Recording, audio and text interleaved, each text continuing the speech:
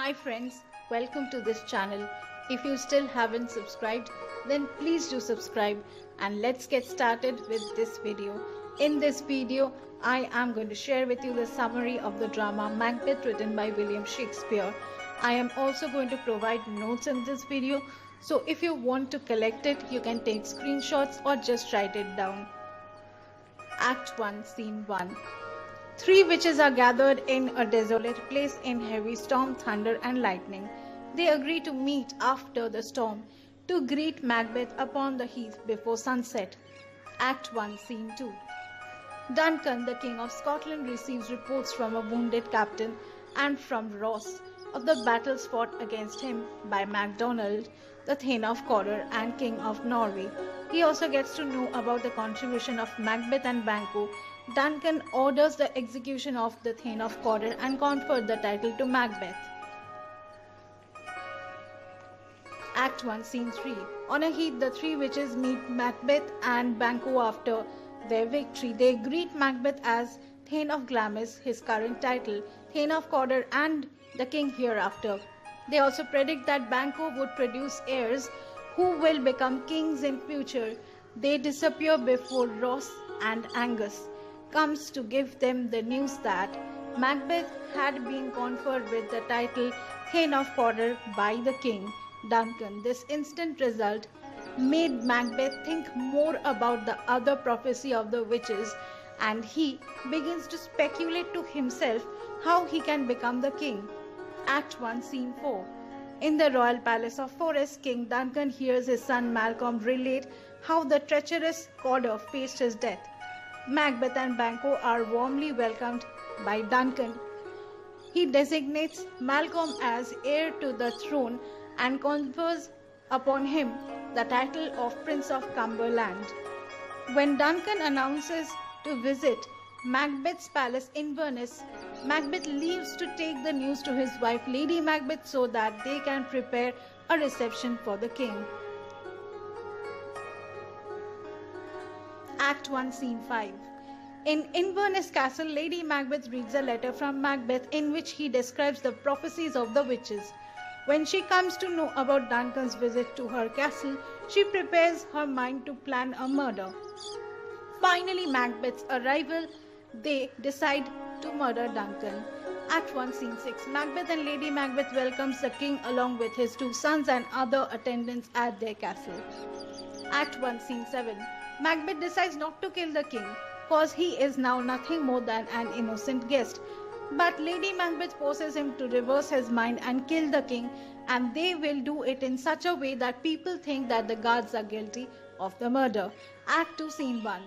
Banquo and his son Fleance were about to sleep when they were joined by Macbeth, and Banquo tells about his uneasy feelings that he have because of the witches' prophecies. Macbeth asks Banquo to side with him in future. Banquo also gives Macbeth a diamond ring as a gift from the king to Lady Macbeth. Macbeth leaves the room. In the darkness he sees a dagger in the air but does not stop. Rather, he shakes off his hesitation. He goes towards Duncan's chamber to murder him. Lady Macbeth makes the guards of Duncan drunk so that they sleep. She now awaits for her husband's return from the murder scene. No murder is shown on stage. Macbeth comes and tells her that he have murdered Duncan and is overwhelmed with the guilt. He had brought the dagger with him which he should have left back, but now, as he have broken down, Lady Macbeth does the rest. They wash themselves and quickly change into their dressing gowns as a knocking is heard. Act 2, Scene 3. In this porter scene, the drunken porter organizes himself to open the gate, enters Macduff and Lennox. Macduff comes with the news of murder from Duncan's chamber and they start their investigation, and they come to the conclusion that the guards might have killed the king. Macbeth shows his anger and kills the guards, and Lady Macbeth faints. Malcolm, the elder son of Duncan, and Donalbain, the younger son of Duncan, fearing that they might also get killed, runs away. Malcolm to England and Donalbain to Ireland. Act 2, Scene 4. Macduff, reports to Ross that it has been accepted that the guards have killed Duncan on the orders of Malcolm and Donalbain. Macbeth had gone to be crowned in Scone. Act 3, Scene 1. Banquo suspects Macbeth's foul play in becoming the king. Macbeth and Lady Macbeth now as king and queen arrive. Macbeth fears Banquo's noble qualities and decides to murder him and his son Fleance. Act 3, Scene 2. Lady Macbeth tries to restore Macbeth's assurance and cheerfulness, but Macbeth fixes his mind on killing Banquo. He also drops a hint to his wife about the dreadful deed. Act 3, Scene 3. Outside the palace forest, a third murderer sent by Macbeth joins the first two as they attack Banquo and his son Fleance. They kill Banquo, but Fleance escapes in the dark. Act 3, Scene 4. In this banquet scene, as Macbeth and Lady Macbeth are welcoming their guests to the feast, one murderer comes to the door and reports about Banquo's murder and escape of Fleance. Macbeth, on returning in the banquet hall, sees his seat being occupied by the ghost of Banquo. Macbeth is terrified and starts to talk to the ghost, not visible to others. His words make his involvement in Banquo's murder more evident to the guest. Lady Macbeth takes hold of the situation and brings the feast to a hurried end.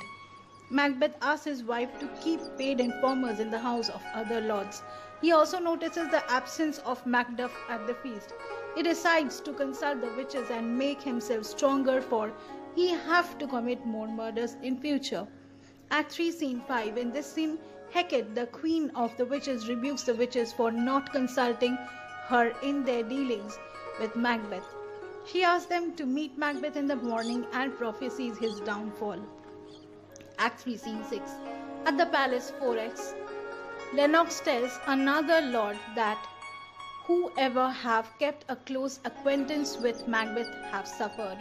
This lord tells that Macduff has gone to England to seek the help of the king in support of Malcolm. Act 4, Scene 1.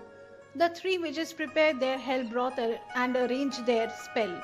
Macbeth enters and asks them some questions about his future. They answer them showing some apparitions. The first one, an armed head, warns him against Macduff. The second, a bloody child, tells him that none born of woman can do any harm to him. The third, a crowned child carrying a tree, assures Macbeth that he will remain undefeated till Birnam Wood moves to Duncan Hill. They show a procession of 8 kings following Banquo, showing that their prophecy about Banquo will be true. Macbeth decides to kill Macduff's wife and son and all those who act as obstacles when Lennox tells about Macduff's visit to England. Act 4, Scene 2. Lady Macbeth and her son gets killed by the murderer sent by Macbeth. Act 4, Scene 3. Malcolm and Macduff discusses about the horrors of Scotland due to Macbeth's despotic rule. Malcolm, to test the honesty of Macduff, tells him that if he becomes the king, he would be way more tyrannical than Macbeth. Macduff prepares to leave but is stopped by Malcolm and told that he had the intention to lead an attack on Macbeth. Ross brings the news of the murder of Macduff's wife and son. Malcolm inspires Macduff to take the revenge like a man and agrees to set off with the forces provided by the King of England.